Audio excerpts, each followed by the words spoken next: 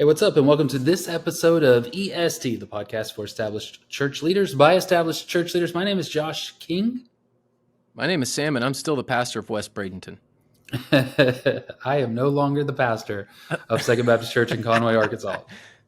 So, we've hinted at this thing for a couple of episodes previous to this, but now we're gonna jump right in. Josh is transitioning. I should just leave it at that. Josh is transitioning. Gonna have all sorts of connotations. Yeah, not you can't anymore. even say that anymore. Like, I know that's a great word. Yeah.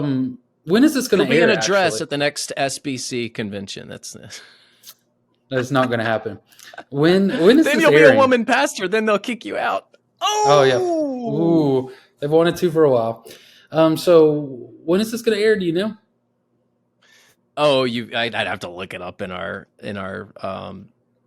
Well, I'm just trying to figure out, like what the when we're talking about this, where I will be. I'm actually still sitting in Conway, Arkansas, as we speak, hoping to sell this house, and I will be on the ground there in Texas come early January. So this looks like January 12th is that's when. Now I don't know when people are going to listen to it. It'd be anytime. Yeah, this will air during my first week there in First Baptist Church, Louisville. So yeah, I start on the 8th. So we've got a lot to talk about. I think the main question that we want to talk about, and maybe we could do several episodes around this theme of starting a new church, blah, blah, blah, blah. But right now, the idea is how to leave a church well. You hear that all the time. Pastors, I just want to leave well. I just want to leave well. And so let's talk about that this episode. But first, let's tell them about church teams. Yeah, I certainly want to talk about church teams. They make this episode possible. So thank you, Boyd. Thank you, all of you who help lead at church teams. Great company. Awesome to work with. You should be reaching out to them.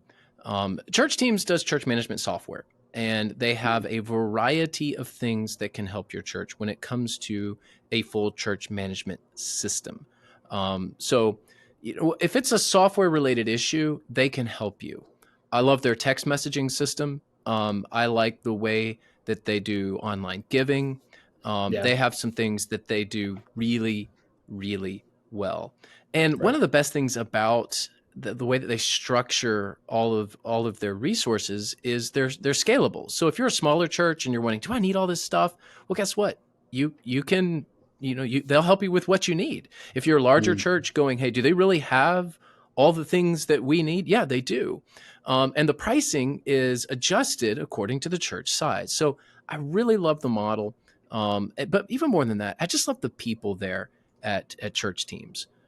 So they have an offer for you, something that we've been mentioning on the show for quite some time, but you really should go check it out. est.church is where you can go see their offer to you, the listeners.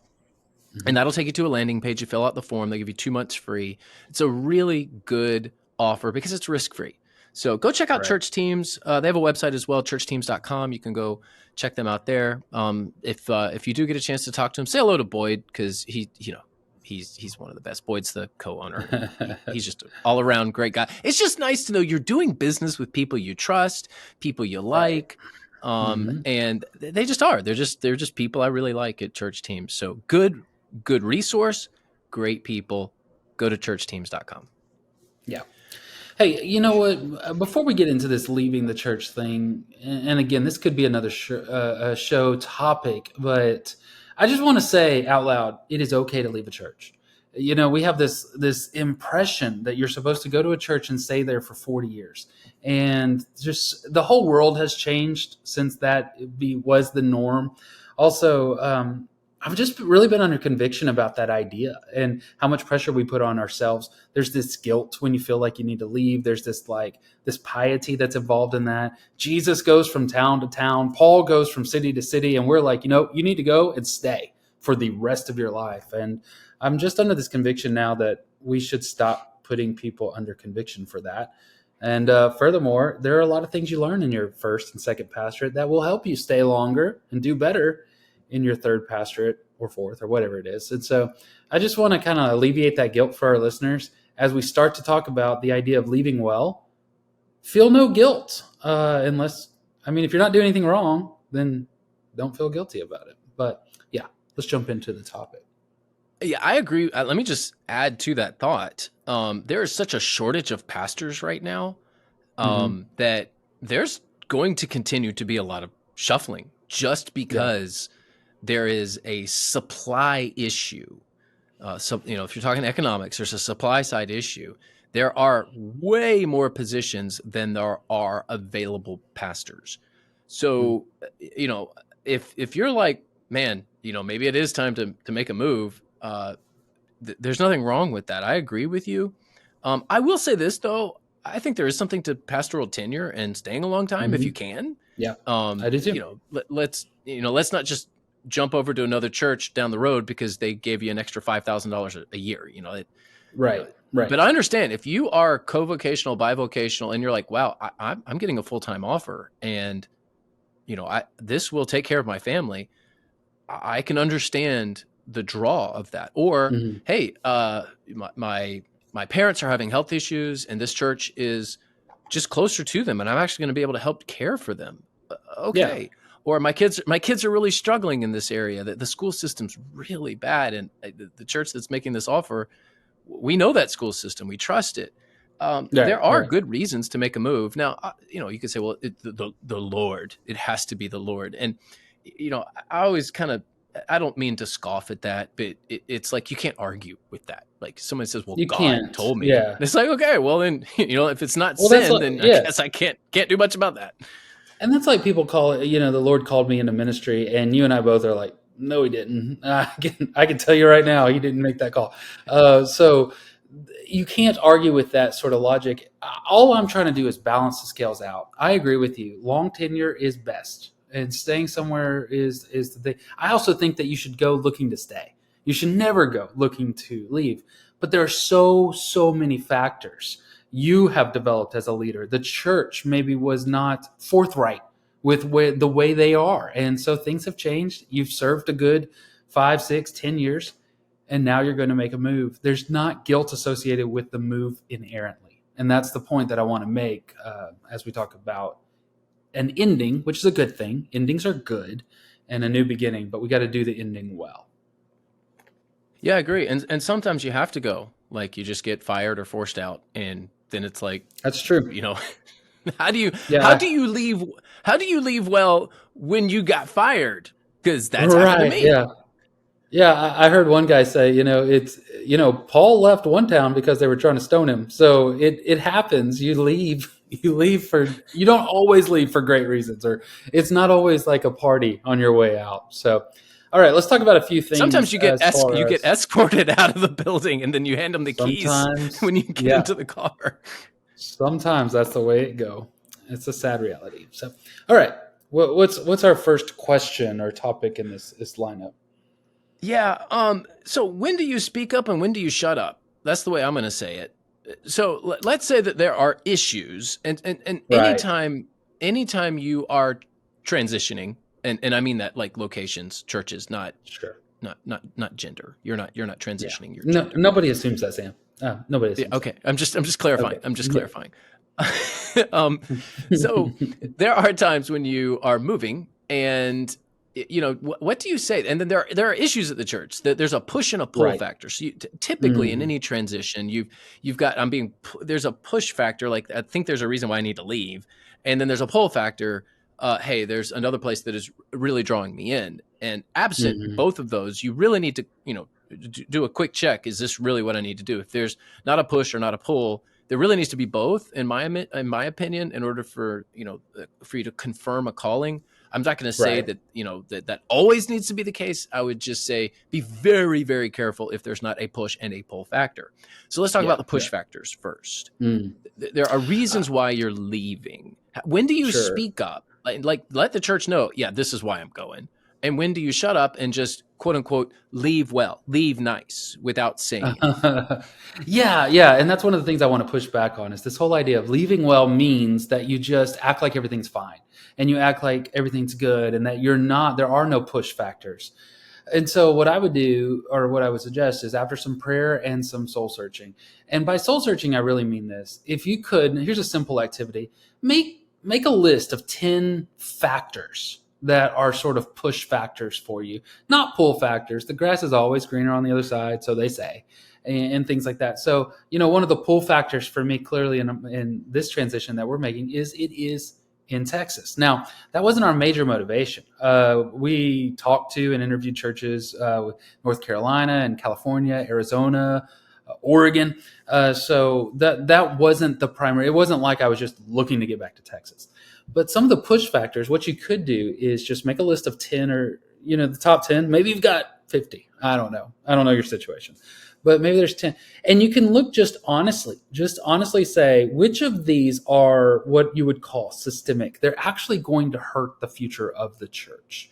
And so maybe it's a deacon ruled church where there's a couple people in power, and they have this seize on the power. They control the committees, they control the deacons, they control the votes, that sort of stuff. That's a real issue. That is a definite real issue.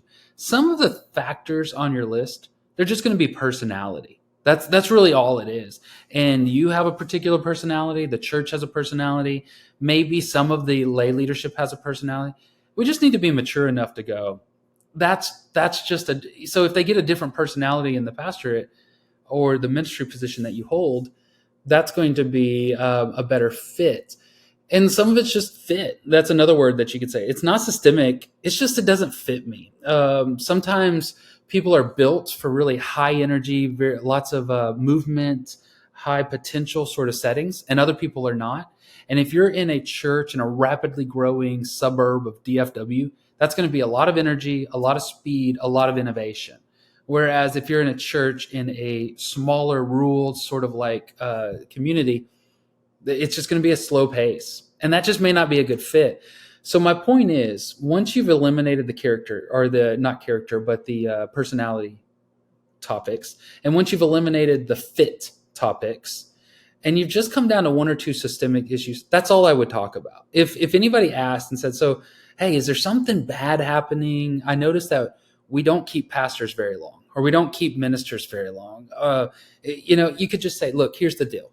This right here, I think this causes an undue stress on the pastor. There's too much built around this one single individual. He has to do all of the hiring, has to do all of the committees and the deacons meetings, and just the constant endless pull that's on this one guy. And he's also expected to be this way. That would be the sort of thing that I would share with respect. The other thing that I would always make sure to respectfully say is to admit if there are. I don't want you to make it up, but to say, look, I didn't handle everything right in X situation or in this terminology. However, if it were me or not, this is a real issue. And I think this is something that you need to deal with. The other factor that I would ask myself is the person that you're talking to, are they in any sort of position to do anything about it? Or would you just be causing them grief? You don't need to tell everybody. So for some people, and I do not like lying. I'm not one of those Southern hospitality people that'll lie to your face. I don't do that. And so I am not telling you, like, if somebody says, hey, what's going on? And they're not really in a position, you go, nothing, everything's great. I wouldn't say that. You just say, look, there's some factors that are involved. It's not really anything you need to worry about at the moment. I've spoken to leadership about this sort of stuff, but right now it's just not going to be a good place that I want to be with my family and my next several years of ministry. I think that that's an appropriate way to do things. And similar to those who have positions of influence, you just kind of talk when you need to who you need to, just what needs to be said, and then be even and honest about it. I would posit that it is just as damaging to not say anything when there are clear and present problems than it is to be gossipy or mean-spirited. You don't want to do that. So don't be gossipy or mean-spirited, but also don't be silent when you have a unique position to know things that could help in the future. Yeah, when I was let go from my previous church, it was Mm, such a mess. And I'm mm, sure there's listeners that I don't know that their story would be exactly like mine.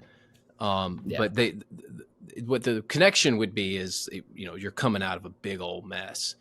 And in my case, I was ambushed. I was pushing back on Mm. hiring a convicted sex offender. I was like, I'm not. Right. He can't be the worship pastor. Is basically what it was. It's Well pretty connected logical. family, Mhm. yeah, well connected family, and then they had allies in the church anyway, and then they wanted me gone. Um, but I was preventing something really bad from happening. Um, but I was told, if you don't resign, we're going, in essence, and I'm paraphrasing here, we're going to share with the church some things about you, some grievances. That was the word that they used. We're going to share grievances about you, and oh, by the way, your wife is going to be included in this too.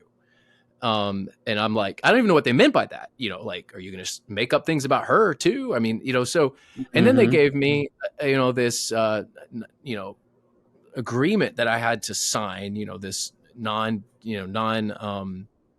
non-disclosure agreement. And I can't say anything disparaging Mhm. about the church. And, it was full of legalese, many, many, many, many pages. Wow. Just such a mess. What Mhm. do you do in a case like that? I hope no one ever really experiences that, but I know some will, and Mhm. maybe your case isn't exactly like mine, but let's just say it's a giant mess and it could really hurt your family if you say Mhm. something. I don't want to lie. And goodness, I rarely talk about this publicly only because, it's now been many, many, many years. So it's, well in the Yeah. past, but, I mean, I didn't say nothing for like 3, 4, 5 years.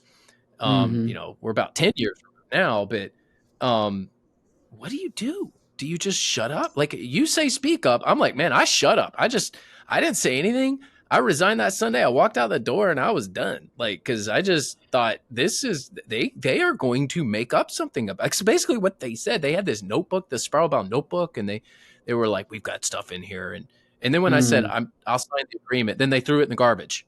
They literally, as a symbol of like, the chair of the personnel committee took that spiral bound notebook that was supposedly full of stuff against me and my wife. And then he said, okay, well, we don't need this anymore. And he threw it in the garbage. And I still remember that. Mhm. I'm going, man, you guys are like evil. You're just like evil. That's not What? good. Yeah, I mean, with everything we say, whether we're preaching or it's just conversations or this topic, which seems to be, it's so emotionally charged at the time. And I don't know how many times people look back on situation and goes, why was I worried about that? Or why was I afraid of that? There was nothing really they could have done, or this situation or that situation.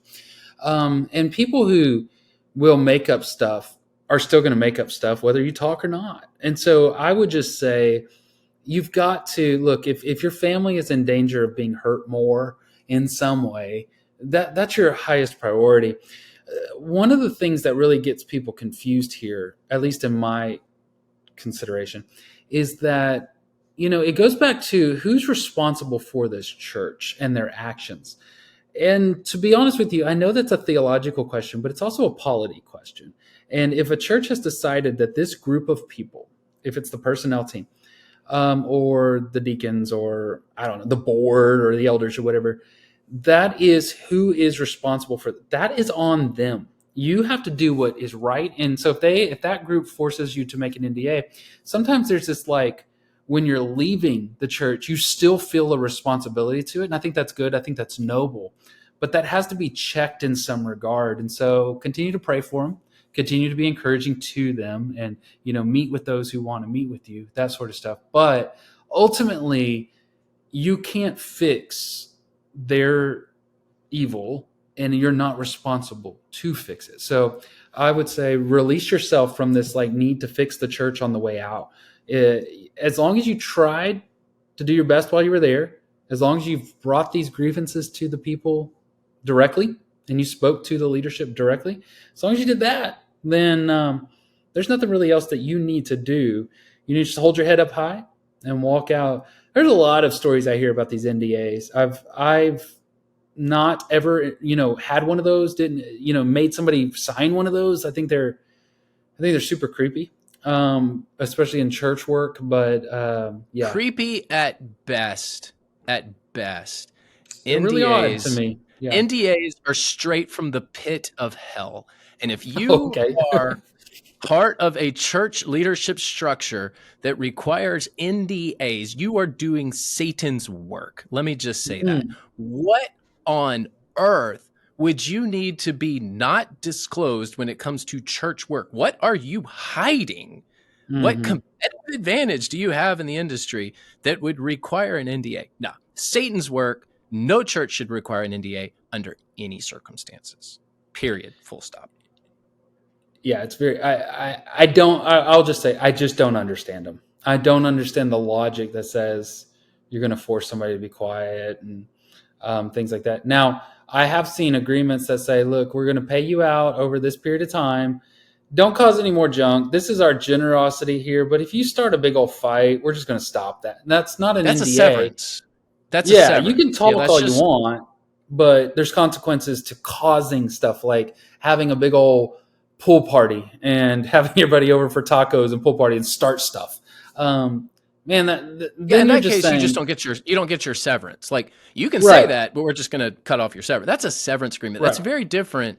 Sometimes Yeah, severance an agreements NDA have means non that you're going to sue. Yeah, Yeah, yeah. I mean, this, you yeah, know, yeah. You there will be we will sue you if you right, say anything, right. and That's just crazy. there's no reason for it for Yeah, anything, and why you would require, particularly if you were going onto somebody's staff and on the front end they're making you sign it in. This is not part of a severance agreement. That's what I'm talking about, stuff on the front end where it's like, run, don't go to that church. That is not a good church. There's yeah. lots I'm of very things going on curious there about that. that you don't want to be a part of. Yeah, that feels like Willy Wonka's chocolate factory. Like, what exactly is going on behind these doors that you have to do an NDA? We've only done one topic of this whole thing. All What right, else all have we right, got? all right. We So got a yeah, few minutes. We but got this is rapid good. fire. This is good stuff. This is good stuff. I Mm, feel very opinionated about NDAs, in case you can't I tell, I can because tell. I've, Yeah. and I have strong feelings, man, because I've experienced Huh. the negative side of all this stuff. Yeah. All Yeah. right. So how long do you wait? Like, how do you share? Like, what's the timeline? Yeah, that's the other really confusing thing. There is no right way to do it. It's like when I'm marrying and burying people. I always tell them, look, there's no set way you have to do this. It's what's meaningful to you, and there's certain like faith elements to it. But same thing with this. I think sometimes there's a real pressure that says, okay, you need to tell the whole church before in our congregational model. You need to tell the whole church before you tell your before you go preach a view of call, before you accept anything. And I think that strictly falls into one of those categories of unreasonable expectations on pastors that we don't make anyone else ever do. So that's just really kind of not something that don't feel pressure to do that. I think you tell leadership before you go, people that you trust, and trust is a big factor in this. If you don't trust them, don't tell them. And there's also just factors. It's like I trust you, but I don't trust those you trust. And so it's like I'll tell you stuff, but I'm not sure I don't want somebody that's close to you to know those kind of things. So you just got to work this out. Just be as upfront and honest as you can be. There's extreme cases where I heard of a guy who went on vacation and didn't come back. His church thought he went on vacation, but he was actually preaching in view of call and literally never came back to the city. Sent movers to his office to move the stuff out. That's not the way to go. But there are factors, I'm sorry. I'm going to be inappropriate. I just have this South Park image in my mind of what Cartman is. It Cartman going, "Screw you guys, I'm going home." That's what he did. He said, "Screw you I, guys, I'm going I, home." I have no idea. I've never watched a single episode of South Park. But I haven't either. I haven't either. I've just seen clips. okay. The thing is that it's like you just gotta. There's other factors like it's a job. So in our case, our timeline was super compressed. Not what I would have wanted, but it was just super compressed because we had Thanksgiving on one side, Christmas on the other side. And to be honest with you, the biggest factor in my mind was we needed to hurry up once it was decided. The timeline needed to go ahead and get started so that I could start making preparations to get my children in school. That's we got to move. It takes 30 days to close on a house. It takes 30 days to close on the house you're selling. You got to enroll your kids in school. There's all of this stuff that's going on. And I don't think that you should make the already very difficult process on your children or your spouse or yourself harder just out of some, just duty to be around longer. I have my mentor always says the second that it is known that you're leaving, you're a lame duck.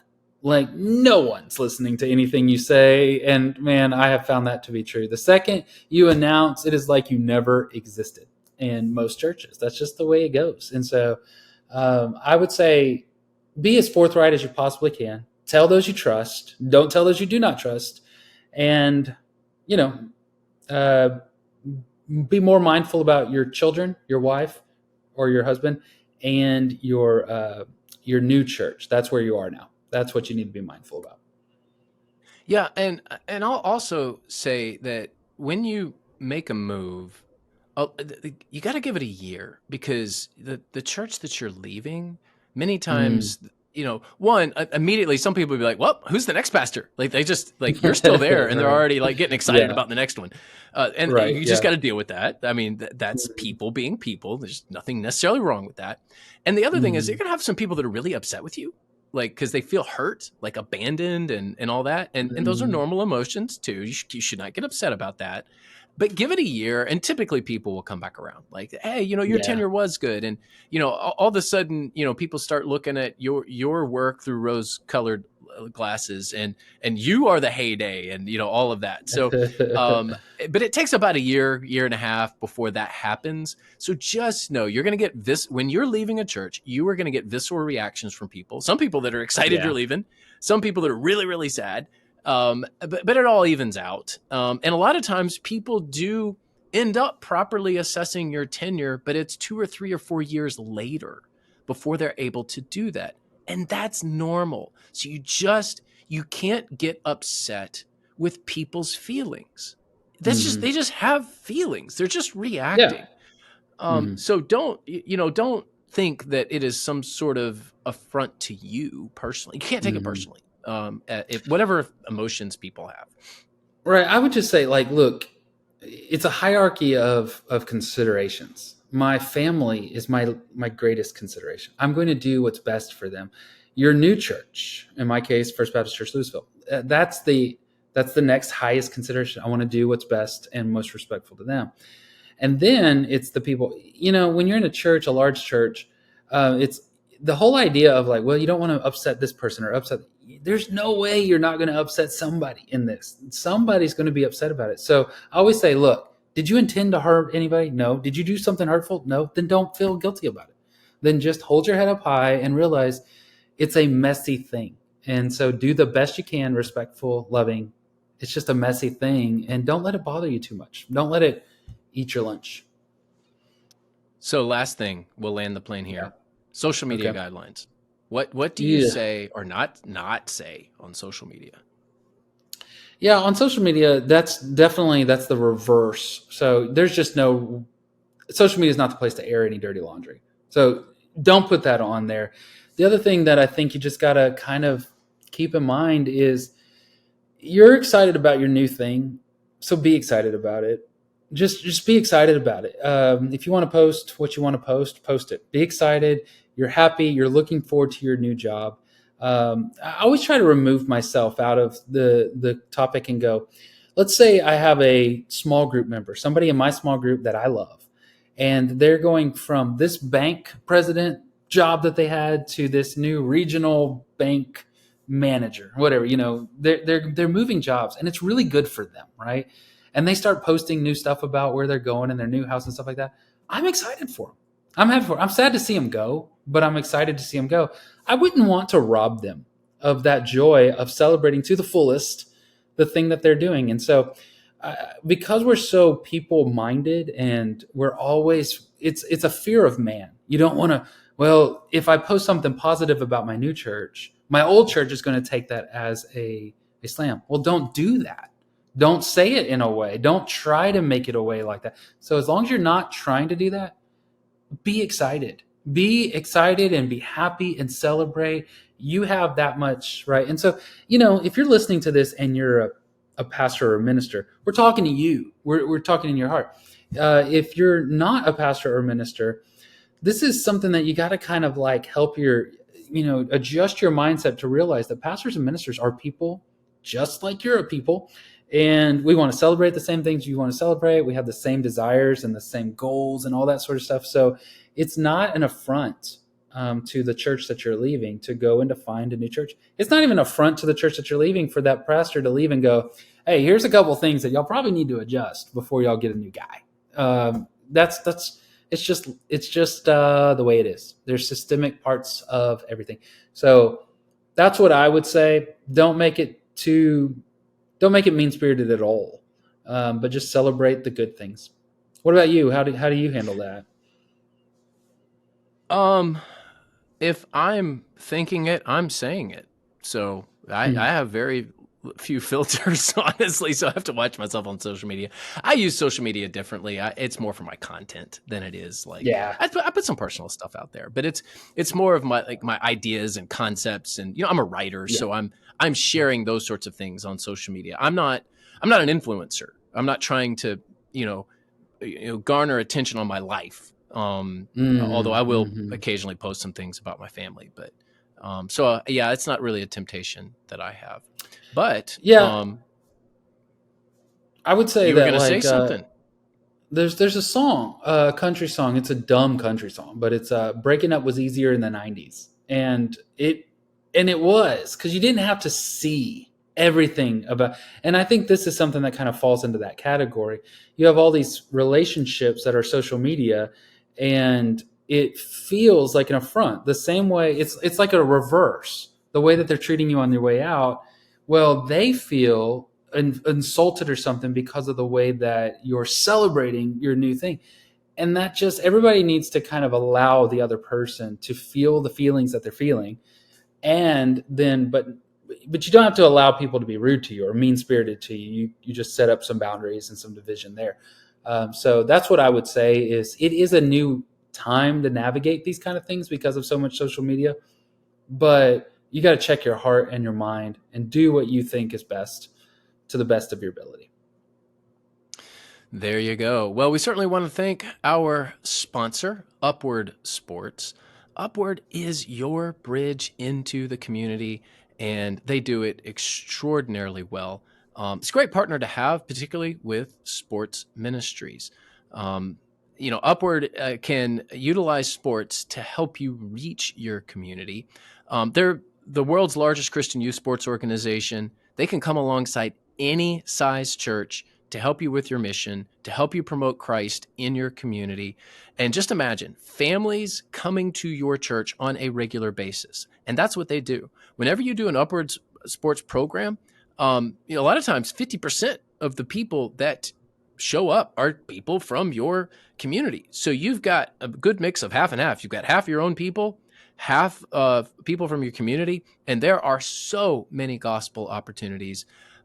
If you're talking recreation ministry and sports ministry, Upward is the partner to have. They are best in the business. They're first class. They've got a great team. And if you're wondering, hey, I don't know much about this. I don't know if I've ever done it. That Upward can come alongside. They will help you make a difference. They can walk you through everything from A to Z. That's why I like them. So upward.org/church answers is where to go to see the offer that they have. So upward.org/church answers. Thank you, Upward, for making this episode possible. Yeah, thank you so much, Upward. And thank you for listening to this episode. If you are in that stage of making a move, we hope that this is helpful for you. Or you're thinking about that. We hope that this is something helpful to give you some thoughts. And thanks again for listening. We'll catch you next week. Upward Sports equips churches to run self-sustaining sports ministries in their communities. Whether you're a sports fanatic or on staff at a church, Upward Sports will give you all the tools you need to run a first-class sports ministry that allows you to reach families in your community. Upward Sports offers basketball, soccer, flag football, cheerleading, volleyball, baseball, and softball through league and camp offerings. At Upward Sports, we want to help your church make a difference and give you increased opportunities to share the gospel. Learn more today at upward.org/churchanswers.